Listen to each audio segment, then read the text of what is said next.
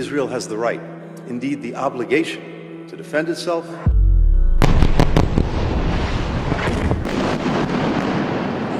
Hamas is ISIS. Israel fits all of the criteria of this idea of terrorism and embarking on terrorism. And this is where we see the link between Netanyahu and ISIS and the similarities between Netanyahu and ISIS in the way that they manipulate the religious verses.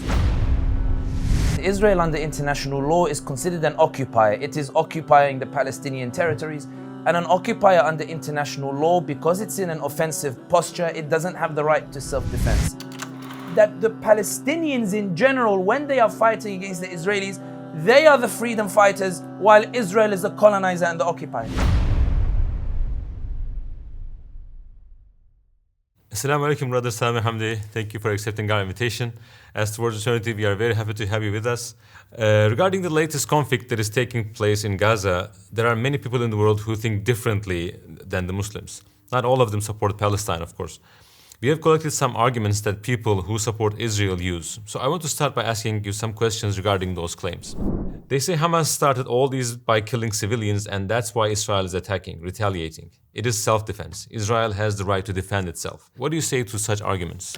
Walaikum salam wa rahmatullah. Thank you very much for having me. I think the immediate answer is that Israel under international law is considered an occupier. It is occupying the Palestinian territories. And an occupier under international law, because it's in an offensive posture, it doesn't have the right to self-defense. The second point that's worth noting is that you'll remember that 1 week before the events of October 7th, Netanyahu was in the United Nations holding up a map of his vision of the Middle East.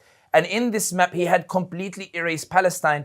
And in the same breath, he was talking about the prospect of normalization with Saudi Arabia as being the greatest deal since the end of the Cold War. Moreover, the Israeli ambassador to the UN told Can television, the Israeli television, 1 week before the events of October 7th, that normalization with Saudi Arabia would mean the complete Arab abandonment of the Palestinians, suggesting that from Netanyahu's perspective and the Israeli ambassador's perspective to the UN, the idea was that the Palestinian cause was dying and it was only a matter of time before they could eradicate the Palestinians, eradicate the Palestinian state, and establish this idea of greater Israel that Netanyahu continuously touts. So the point is that Netanyahu had already signaled an intention to go to war with the Palestinians, an intention to eradicate and to erase them. And this is why the events don't begin on October 7th. It is October 7th that is the act of self-defense, not what Israel is doing in the subsequent aftermath of October 7th. And I think that's important to highlight, particularly given that now what's being touted in Israel is that this is now a golden opportunity to annex Gaza, to take more territories. And not only that, they are not trying to annex territories in Gaza, but also in the West Bank, where there is no Hamas, where there are none of these Palestinian factions that launched the attack on October 7th. Israel is now trying to annex those territories in the West Bank. We're seeing and advancing into the Jenin refugee camp, which suggests that the Israelis always had the intention of going after the Palestinians, and it is the Palestinians who are exerting their right to self-defense, not the Israelis. And also, they also say Hamas is the new ISIS. What do you think about this claim, or is it really a liberation group, Mujahideen, waging a battle to protect its lands and people?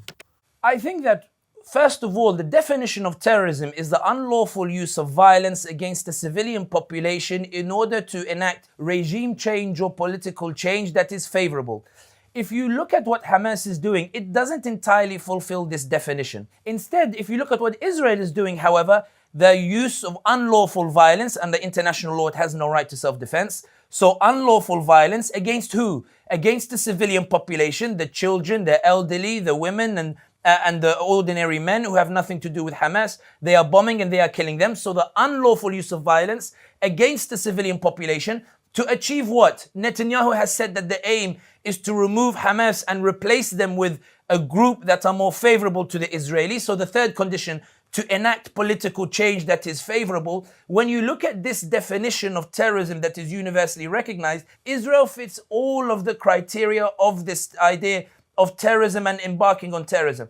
Whereas Hamas, when you look at it, even though there is controversy or the like, and I don't focus too much on Hamas here because there was 9 other Palestinian factions that engaged in the offensive, but Hamas as is recognized even in public opinion now today, forget the governments, but in public opinion, Hamas, or indeed the Palestinians in general, because when you consider that those who are defending the Palestinian cause, Hussam Zomlot, the Palestinian ambassador to the UK, who's appeared on various media, is not Hamas, he's from the Palestinian Authority. Mustafa Barghouthi is in the West Bank, he's not in Gaza, he's not part of Hamas, he's in the West Bank with another political trend.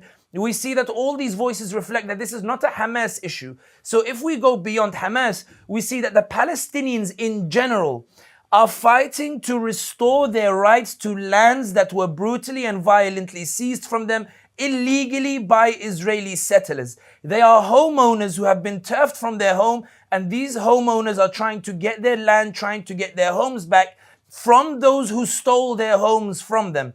And I think that in this particular context, it becomes abundantly clear that the Palestinians in general, when they are fighting against the Israelis, they are the freedom fighters, while Israel is the colonizer and the occupier. The Israeli government says that Hamas is using civilians in Gaza as human shields and that there's no other way to eliminate them than to cause civilian losses as well. Is there really no other way? I think that the issue with this argument of human shields is that if you consider that Israel told the Palestinians in Gaza they should move from the north to the south, and many Palestinians moved from the north to the south. Israel bombed the road from the north to the south and then went and bombed places in the south where the Palestinians had gathered. If the issue was about human shields, Israel is targeting the areas where it's telling the Palestinians to go. So it's telling Palestinians to go to certain areas such as hospitals or the like, and then bombing those areas en masse and wiping out families. Suggesting the issue is not one of human shields, it's Israel gathering them up like sheep and then bombing them as if they are expendable. The second point that is worth noting is, where are the Palestinians supposed to go? They are blockaded by Israel on three sides, and the Rafah crossing with Egypt is closed, and on the other side they are blockaded by the sea, they are blockaded by Israeli ships with nowhere to go. So even if, let's suppose that there were human shields being used, there's nowhere for the Palestinians to go, even if they were not being used as human shields. So I think the argument of human shields is one that is being used by the Israelis to deflect from criticism that they are targeting civilians, that they are trying to eradicate the Palestinian population, that they are trying to kill the homeowners to make sure that none of them is left alive to come and demand the land that belongs to them, that none of them is left alive to come and demand their rights again, that none of them is left alive in order to go and continue the resistance in order to restore their rights to the land that was violently taken from them. So the idea of human shields is exaggerated, and I actually think that given that the Palestinians have tried to move to other areas and they're still bombed by the Israelis, it suggests that Israel is not concerned about the idea of the civilian death toll and is instead trying to massacre as many Palestinians as possible and is using the purpose or the excuse of human shields to justify the carpet bombing and the slaughter and genocide and ethnic cleansing of Gaza. So other people said that Israeli army couldn't enter Gaza for ground operation because they know that they will be failing. And also they cut off the internet in their last ground offense. And what do you think was their purpose in doing that? To hide their possible defeat or to hide their war crimes? I think that when it comes to the ground offensive, it's important to highlight that the ground offensive for Israel is not easy in Gaza. They've tried it before and they failed. The first thing that's worth noting is it's important to know that this Israeli army is not the army of 1973 that drove out Egypt and Syria. This is an Israeli army, this generation, has mainly been tasked with police duties. So their duties have mainly been, or their combat experience has mainly been the breaking of the arms and legs of little children, the beating up of elderly people, and the shooting of unarmed teenagers in the West Bank and in Gaza. This is not an army that is used to ground offensive. This is an army that is used to boarding its planes and bombing from the skies because it knows that the Palestinians don't have the technology in order to be able to shoot down those planes. And the third reason is public opinion, and that's one of the reasons why Israel cut off electricity, why it cut off internet when it attempted the ground invasion that appears not to have succeeded. The reason they're doing so is because they are concerned that the Palestinians, because they are using social media and showing us what is happening and then the likes of me and you are amplifying their voices by retweeting and sharing, and all the other Muslims, 1.9 billion Muslims, are amplifying and sharing that, which means that the algorithm is now prioritizing that content and putting it on the home pages of the neutrals, and the neutrals are now seeing those images and they are horrified, and now they're asking questions, which means that when the Republican candidate Ron DeSantis goes to a supermarket to tell them Israel has a right to self-defense, white American citizens are responding to him and saying, I don't believe you, I've seen the images myself. When we're starting to see videos of people saying that I supported Israel my whole life, but now when I see the images of Gaza, I can no longer support Israel. Israel will forever lose the global public opinion. So there's deep concern that a ground invasion in broad daylight will result in a shift in global public opinion that will permanently alter the course of this entire conflict.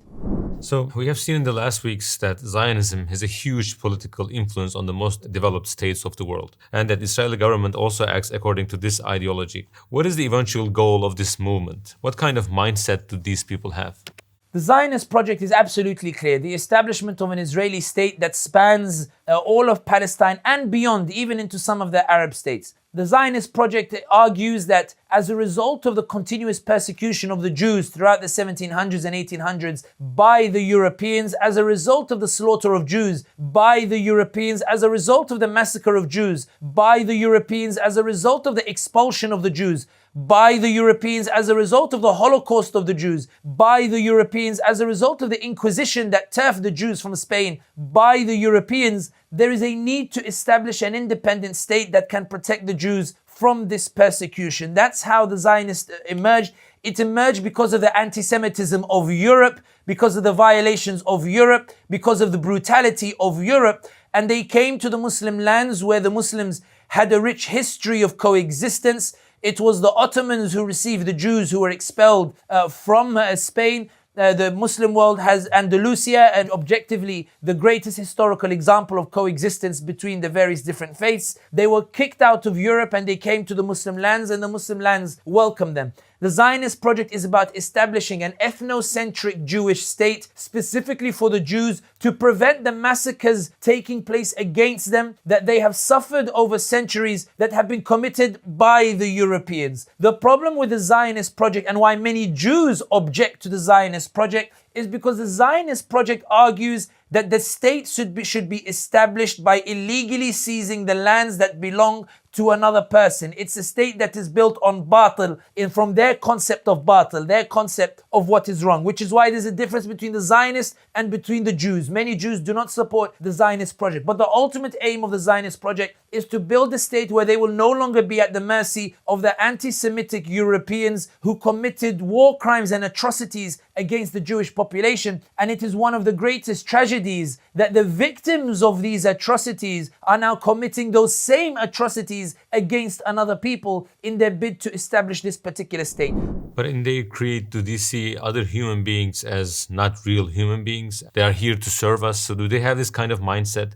I think that in order to try to force the idea of, or in order to galvanize and win the support of the Jewish population for the Zionist project, it's important to remember that when Zionism emerged, many Jews did not resonate with the idea of Zionism. In order to win Jewish support for the idea of Zionism, the Zionist instigators embarked on a PR campaign to dehumanize the other side, to tell the Jews that these Muslims deserve it, that they are savages, that they are animals, that they don't deserve to live. We saw, for example, the former head of intelligence of Israeli intelligence tell Sky News about a week before this recording, where he expressed dismay. He said, I don't understand why global public opinion is sympathizing with these animals and with these savages, because he's been socially engineered to believe that these are animals and savages, because that's the only way that you can kill the natural fitrah of the ordinary Jewish person and get them to accept the massacre of another people. I think that the push or the idea that the Palestinians are inferior is an idea that was pushed by the Zionists not to convince the world, but to convince Jews themselves that they should support the Zionist project, because many Jews did not immediately resonate with the idea of Zionism. And we always know that when it comes to genocide or attacking a people, dehumanization is the first stage in order to facilitate the killing and massacre of another people by convincing them that the other people are rats or cockroaches or the like, the way the Nazis used to talk about the Jews, the way the Zionists are now talking about the Muslims, the way the right-wing BJP in India are talking about the Muslims, where Modi is persecuting the Muslims. I think that it's in this context that they are dehumanizing the other, in that while it's true that they are trying to convince the world that they have a right as a Zionist project, I argue that the dehumanization is first and foremost targeted for the Jewish population who remain uncomfortable with the Zionist project. But on the other hand, recently we saw that Netanyahu is giving statements that include references to their sacred text, remember America, right?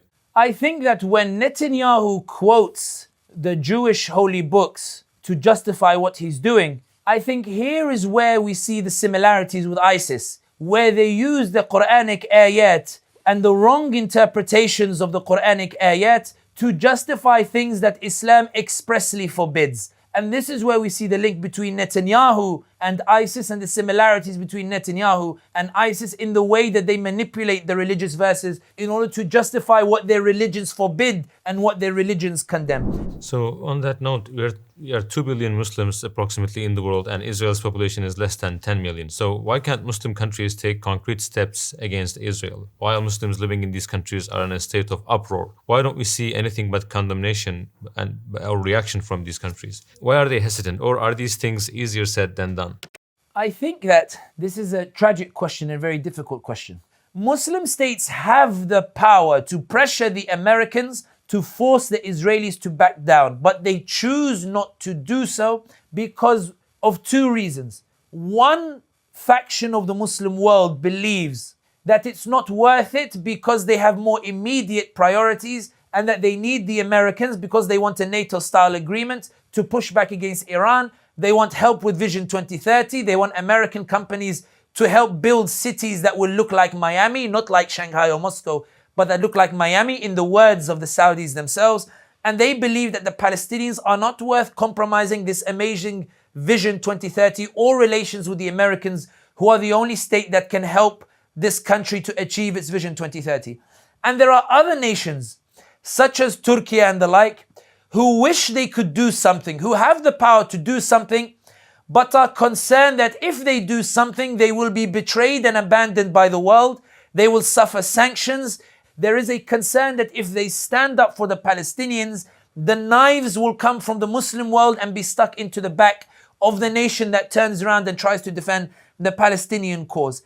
So the direct answer to your question is there's a faction that doesn't want to be drawn into the Palestinian state and a faction that believes that it's simply too costly to do so. So could we say they prioritize worldly life over akhirah? Certainly, and that's why I think that it's a failure to prioritize what should be prioritized. It's this idea that they have put the dunya as the main priority, economic prosperity and the like. Even though I argue that anybody who opens Surah Hud, they will see that when the prophets went to some of these civilizations that Allah describes them as very strong civilizations, مَكَّنَّاهُمْ فِي الْأَرْضِ, that, إِرَمَ ذَاتِ الْعِمَادِ, for example, when he talks about Ad and Thamud, that they were a mighty people, economic, prosperous, they had power and the like. But Allah still destroyed them because they were unjust, because they didn't uphold the values that they should have upheld. They didn't uphold the justice that they should have upheld. They didn't uphold the principles that they should have upheld. And this is why I think that the prioritization of economic development at the expense of justice and values is a recipe for disaster, and the proof is what we see and read in the Quran every single day when we open these surahs. And that's why I think that while these states believe that their interests or national interests prevent them from getting involved, I think them refusing to get involved is what will eventually jeopardize their national interests, as they find that the absence of justice and values means that economic prosperity will not come about. And even if it does come about, it will still result in chaos and instability, because as Ibn Khaldun says, Al-adlu asas al-mulk, justice is the foundation of all civilization. وَالظُّلْمُ مُؤْذِنٌ بِخَرَابِ الْعُمْرَانِ, oppression is what destroys a civilization. Oppression is what destroys an economy and destroys a political state. I think that's the reality of what we're facing. As Muslims, unfortunately, we are watching these events at home feeling weak. What would you say to a Muslim who asks, what can I do as an individual other than sharing social media posts? And I think that the first thing is, the question is framed as if social media posts are not making a huge impact. They are. And even if that's all you can do, keep doing that. It's making a huge impact. When Elon Musk is under pressure from the Europeans to impose restrictions on Twitter, it's because your voice is making a difference. And what we're seeing today, Ahmed, is that the Ummah is mobilizing, it's shouting, it's roaring. When the BBC presenter apologizes for falling short of journalistic standards, she didn't apologize because the Israelis asked her. The Israelis were happy with the coverage. She apologized because the Ummah roared on social media. It showed the Palestinian content. It convinced the neutral that the Palestinians are the ones who have the just cause.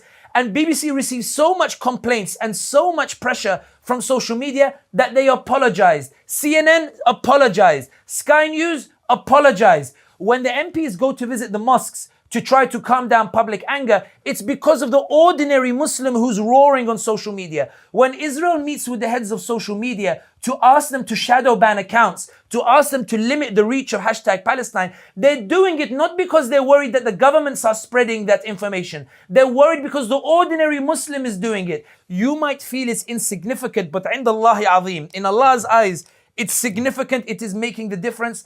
Don't underestimate that. The answer to that question, the reason why it's not clear-cut, is because it depends on the powers that you have. I was speaking at a hackathon, watching many Muslims trying to create apps where they could identify and help the ordinary Muslim download an app where they could scan the barcode of a product and they would know that if it is coming from the Israelis or not, so that they know whether they should boycott it or not. There are other people who are making apps in terms of showing them a list of where protests are organized so that they can easily identify which protests are near them, that they can go and join in order to raise awareness. These are tech experts who are using their tech capabilities, using their tech skills in order to contribute to the cause. I'm not a tech expert. That's not in my power, but it's in their power and they are promoting that. My power may perhaps in front of the camera or the like, I'm using that power. Your power might be, for example, in your workplace. I remember I received a message from one sister who said that she was feeling helpless and then she watched some videos that tried to encourage people to do more.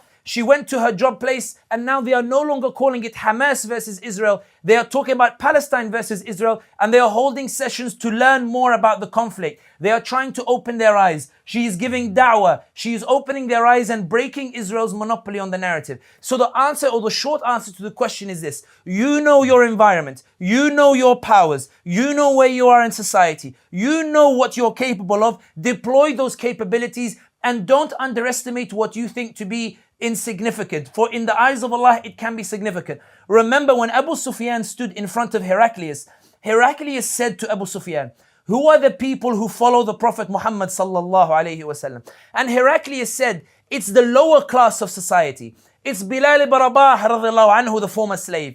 It's Abdullah ibn Mas'ud radiallahu anhu, the shepherd.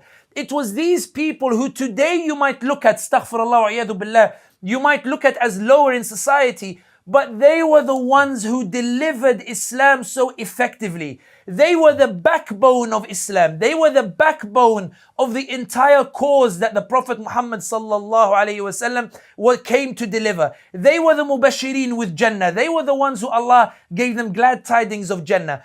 Don't underestimate the powers that you have. Don't look at your place and think, I'm low in society or I don't have power, I can't do anything.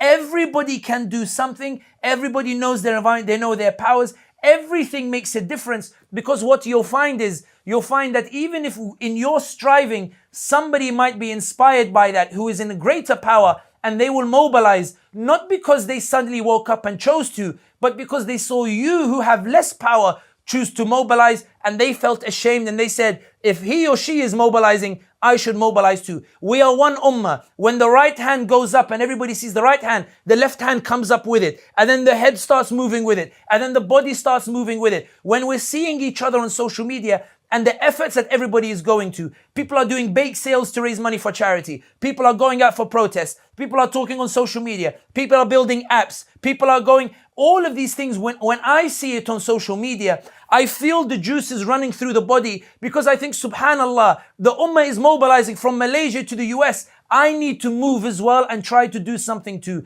And this is how we encourage each other in that which is right and that which is just. That's my answer. Do what you can within the environment that you have. Nothing is insignificant. Everything has a value. Everything has a significance. Let's move like one body, inshallah. Inshallah. So last questions.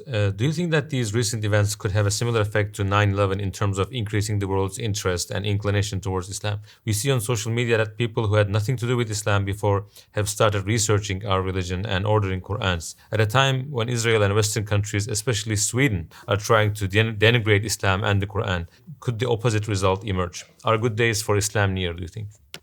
I think that one of the things that is worth noting is when Muslims tend to say that, the ummah looks bleak or the future looks bleak. The reality is that Islam remains and continues to be the fastest growing religion in the world. For all of the talk about crackdown on Muslims in Europe, more and more Europeans are becoming Muslims. For all of the talk of crackdown on Muslims in the US, more and more Americans are turning to Islam. The reality is that Allah is preserving His religion on His own. Allah does not need us to help preserve His religion. Allah is doing it on His own. We're seeing the likes of, for example, Paul Williams, an English revert to Islam who is now listed in the top 500 influential Muslims in the world. We're seeing Allah subhanahu wa ta'ala provide these examples for us to remind us that the noor of Islam continues to spread regardless of the crackdown and the repression that we see the global order impose upon the ummah or indeed impose upon the Muslims. We saw that as a result of Modi's crackdown on Muslims in India, we saw many Hindus who supported Modi become Muslim and take photos of themselves near the Kaaba and saying, I never thought that the persecution of Muslims would lead me to get the Quran and allow me to enter into Islam. The reason there's so much concern about what's happening in the Muslim world is because no matter how much repression there is, Islam continues to thrive. I remember a French journalist saying that in France we have an issue. And I said, what issue? He said, our heroes are the Muslim Paul Pogba, the Muslim N'Golo Kante, the Muslim Zinedine Zidane. They are all of these people who are not blonde-haired, blue-eyed French people. And in his words, I fear for a generation that will see these Muslims as the heroes that they should be emulating and that they should be following. The reason there's so much repression against Muslims today is not because the Muslims are losing, but because more and more people are entering Islam and becoming Muslims, because Allah is preserving it, because Allah is in control, because Allah is opening the hearts. And that's why I think that when it comes to the issue of the state of Islam and people entering Islam, it doesn't matter the age and it doesn't matter what happens in the age. More and more people enter Islam because it is Allah's word, it is Allah's message, and that is what resonates with the heart at all times, in all periods, until the end of time, until the day of judgment, inshallah. So last question, what do you think about Towards Eternity and its role in spreading the message of Islam in 8 languages? Bismillah, mashallah. To be honest, I make no secret of the fact that I am a fan of Towards Eternity. Primarily because one, the engaging content within which they show young Muslims enjoying Islam, enjoying their identity, proud of it, enjoying their knowledge of Islam, deploying it in a way, in an environment in which it's relatable and enables somebody to emulate it even within their own family, to emulate it even within their own environment. The ability to show Islam in a way that somebody can feel it's relevant to their daily lives, that they can show games and activities that can be deployed in their daily lives.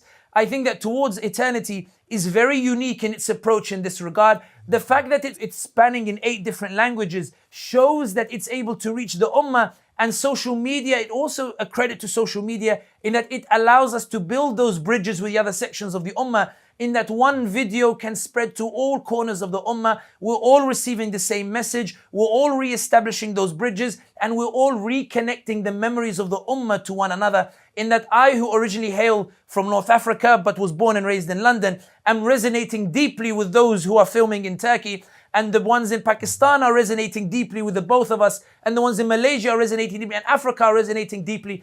I think that Towards Eternity is part of a very small group of organizations that are very unique in transcending those national boundaries and reviving the ummatic identity and restoring those bridges and elevating the ummatic identity in terms of priority over our national identities in its ability to evoke the resonance. So may Allah preserve this platform, may He give it every resource that it needs, and may He give it greater heights, and may He make it heavy on your scales on the day of judgment. I'm somebody who's personally benefited from it. My family have personally benefited from it. My society has benefited from it. and long may it continue, inshallah.